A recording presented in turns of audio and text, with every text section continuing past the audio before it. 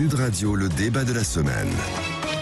Enfin, le débat de la semaine, ce fut même le débat de la décennie. En tout cas, ce sera demain le débat de la décennie précédente. On va reparler de la légalisation du mariage pour tous. Demain, nous célébrerons le 10e anniversaire, jour pour jour, du tout premier mariage homosexuel célébré en France. Ça s'est passé à Montpellier et nous sommes avec l'un des deux mariés, en quelque sorte l'ancien marié de l'an 1, si je puis m'exprimer ainsi.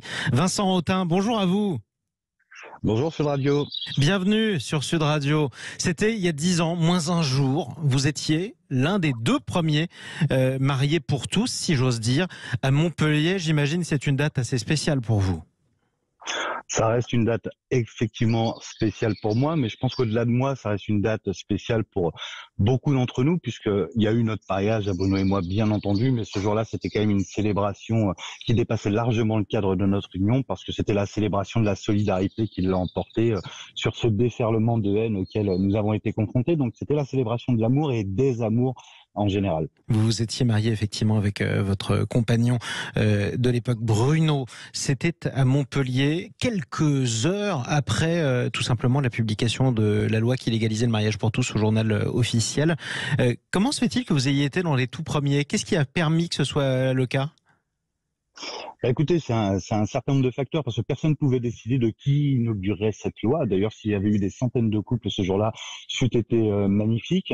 Mais véritablement, ce qui a été un point important qui a fait que nous sommes devenus les premiers, c'est la réactivité d'Hélène Mandroux, la maire de l'époque, qui, à l'issue d'une visite de Nadia Vallaud-Belkacem, porte-parole du gouvernement de François Hollande de l'époque, a fait enregistrer nos bancs de mariage à Bruno et moi. Et quand on a constaté que le masque informatique n'était pas tout à fait adapté aux couples de même sexe, Hélène Mandroux a fait le choix de faire adapter ce système informatique et finalement d'anticiper l'arrivée de cette loi, nos bancs ayant été prêts tout de suite.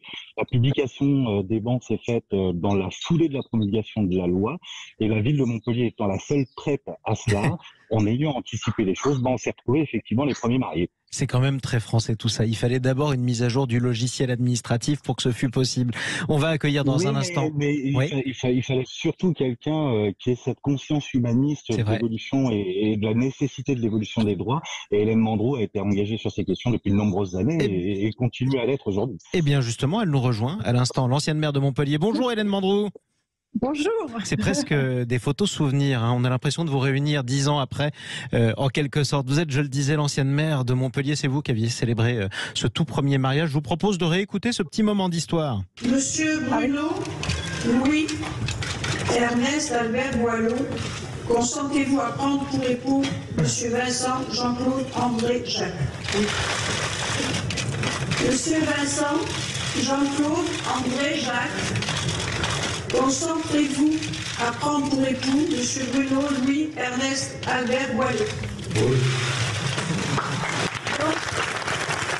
Des dizaines et des dizaines d'appareils photo, parce qu'il y avait toute la presse. Il y avait une ministre, Najat Vallaud-Belkacem, qui était présente également à cette célébration. Toute la France, ou presque, qui était en faveur du mariage pour tous, s'était rendue ce jour-là à Montpellier. Vous étiez un peu une espèce de capitale ce jour-là, Hélène Mandroux?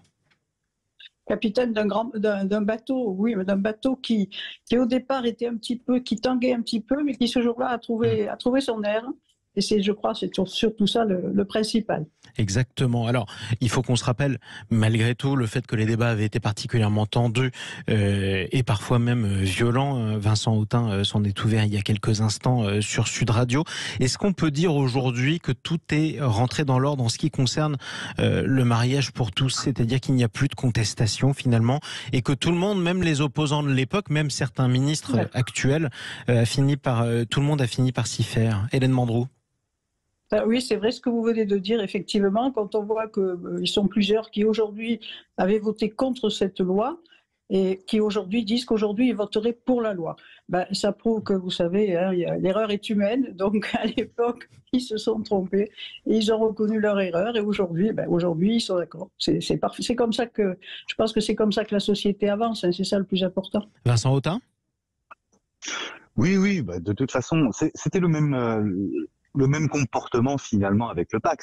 C'est qu'au moment où ils se sont opposés au mariage, ils ont dit finalement on aurait dû voter oui pour le Pacs. Bon 10 ans plus tard, ils disent s'être trompés et voter oui pour le Pacs, pour le mariage. Après c'est sûr, moi je suis militant, donc je fais toujours un peu attention à cette démagogie politique, parce qu'il faut se rendre compte que ceux qui ont voté non, ça devient compliqué politiquement de venir expliquer ce choix-là 10 ans plus tard, alors qu'ils s'apprêtent tous à rentrer en campagne à un moment ou un autre. Donc hier on avait de l'homophobie gratuite qui était servie quand même par des élus de la République. Aujourd'hui on a peut-être un soupçon de démagogie à moindre frais, mais bon, c'est toujours bien de reconnaître qu'on s'est trompé. C'eût été encore mieux s'ils s'étaient excusés pour les mots qu'ils ont formulés, parce que ceux-là ils ont été violents et durs et on les oublie pas.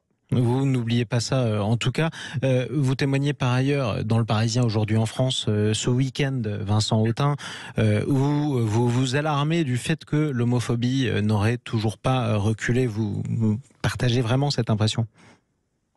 C'est pas qu'une impression, parce que la réalité, c'est que l'homophobie a explosé, les LGBT-phobies ont explosé au moment de ces débats du mariage pour tous, en 2012, en 2013, et aujourd'hui, 10 ans plus tard, on s'aperçoit que on n'a pas retrouvé le niveau des agressions, si j'ose dire, qui était celui de l'époque de 2012-2011, et que le rapport des SOS homophobie de cette année fait état de 28% d'augmentation d'agressions à caractère LGBT-phobe en France. Donc ce prix-là, on continue à le payer. Ce sont les acteurs associatifs qui continuent à le payer et qui répondent de toutes ces agressions, et véritablement on reste avec une homophobie, une transphobie très ancrée, et c'est ce qui a produit la manif pour tous, et ces élus qui disent s'être trompés aujourd'hui, c'est qu'on a ancré, institutionnalisé, j'ai presque envie de dire, cette homophobie qui est grandissante et qui est déferlante en France. Et ça, malheureusement, il va falloir encore très très longtemps pour réussir à faire en sorte, à minima, de les faire reculer, et c'est pas gagné. En tout cas, c'est ce que vous pensez. Hélène Mandroux, un dernier mot peut-être ? Écoute, je dis bonjour à Vincent. Ça me fait plaisir de le voir, puisque lui, il est en Suisse alors que moi, je suis à Montpellier. Et je crois que nous avons vécu ce qu'ils ont vécu tous les deux. Et donc aujourd'hui, ils se sont séparés, mais le moment qu'ils ont vécu et le moment que j'ai vécu avec eux a été un moment très, très important. Et surtout, vous savez que ma vie professionnelle, je suis médecin. Et à l'époque, j'avais des patients qui avaient découvert l'homosexualité de leur fils et le père m'avait demandé si c'était pas une maladie. Donc vous voyez que... Il y a 10 ans seulement. Donc voilà, 10 ans seulement. Donc vous voyez que les progrès se font, mais ils avancent lentement. Le principal, c'est que nous avancions. Que va piano va sano, que va sano va lontano. Quelqu'un a dit ça il y a fort longtemps, c'est le cas de le dire. Et moi, bonjour Vincent, je te souhaite d'être toujours très heureux. Tu t'es battu, on y est arrivé. On continue les combats.